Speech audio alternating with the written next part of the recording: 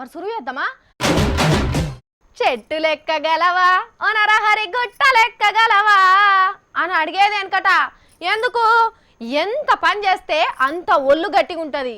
మరి బరువులెత్తుడు పోటీలు, మనుషులను కింద పడేసే కుస్తీ పోటీలు గెలవాలంటే ఎంత గట్టిగా ఉండాలి మనిషి. గివిల కష్టం చూడుర్రి ఎట్లా కసరత్తు చేస్తున్నారో.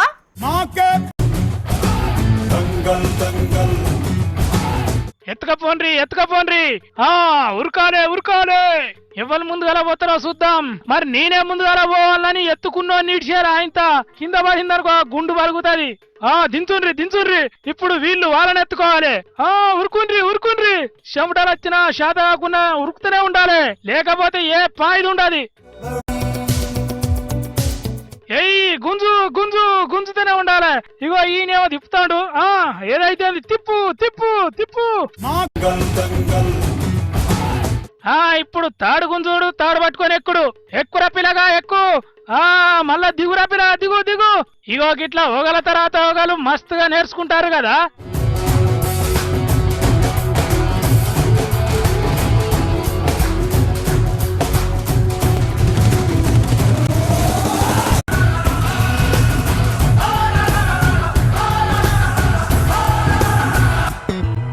దొమ్మరిగడ్డ ఇర్రా పిల్లగాళ్ళు.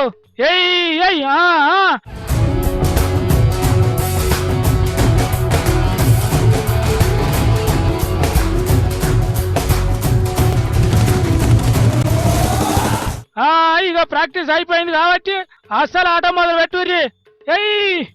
పట్టు కాళ్ళ కాలు పెట్టి పడేయి. ఎవరన్నా జారకుండా మర్చిపోయిండ్రి. చూసిండ్రా వీళ్ళంతా ఎంత కష్టపడతాన్రా. కుస్తీ ఆటల భారతదేశం మంచి పట్టు మీద ఉన్నది కదా.